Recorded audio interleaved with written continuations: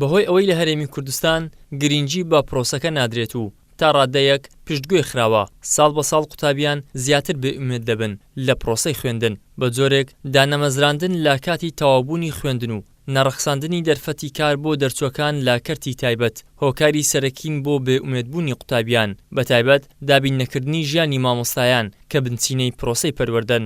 حکوومەتی هەرێمی کوردستان بۆ ئەوەی ڕوویەکی جوان دیوێکی جوان بە بەر بەشی پەروەردە یان وەزارەتی پەروەردە یان وەزارەتی خوێندنی باڵادا بدە دێت ئیش دەکات لەسەرەوەی کەسایەتی یەکەم کە وەزیرە یان بەڕێوەبەرەتەکانن بە شێوازێکی زۆر جوان دەریان بخان کە ئەمە عیلاجی کێشەکانمان ناکە. پرۆسەکە لەوە گەورەترە کە تەنها بە وەزیرێک یان بە چەندێکەیەکی بەڕێوەبردن چارەسەر بکرێ پێویستی بە چاکسازی ڕیشەی هەیە. لە قوتابخانەکاندا زۆربەی ئەو تەڵەبانەی کە کێشەیان هەیە فێر نابن.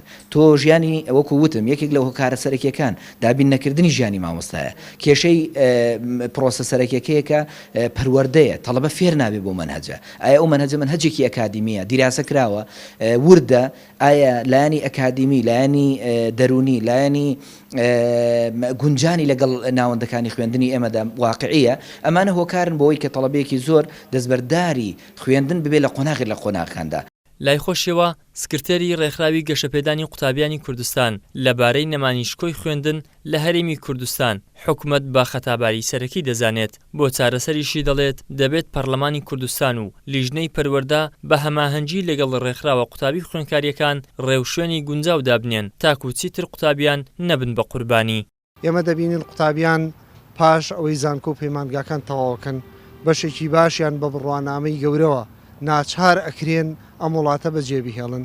بێگومان ئەمە ئەو پەڕی بێ ئومێدیە کە ڕووە کاتە دەرونی قوتابی هۆکاری سەرەکی ئەمەیش بێگومان ئەو واقعی کە تایە گوزەرێ ئەو دەرەنجامی ئەم لە پێناویە هەوڵ و کۆشانیدا بێگومان نەگەیشتۆتە ئەو شوێنە دڵخوازی خۆی هۆکارەکەشی نەبوونی دەرفەتی کارە بە شێوەیەکی بنەڕەتی لە وڵاتەیە. بڕامان وایە بێت لە پەرلەمانی کوردستانەوە لە لیژنەی پەروەردە و خوێندنی باڵاوە یاساگەلی تایبەتی بۆ دەستنیشان بکرێت و حکوومەتی هەرێمی کوردستان و سەرجەم کایە مەعریفی و فەرهەنگی و پەروەردەیەکان ئاوڕی جدی لەم لایەنە بدەنەوە و بشتوانرێت بە هاوکاری ڕێکخراوە قوتابی و خوێندکاریەکان لە ساحەکەیە بتوانرێت ئەم خەمە ڕاز بکرێتەوە.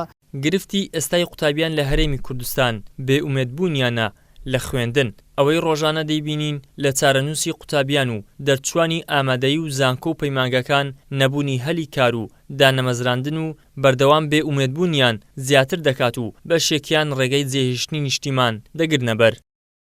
ئیدریس محەممەد، کەناڵی ئاسمانی پەیام، هەولێر.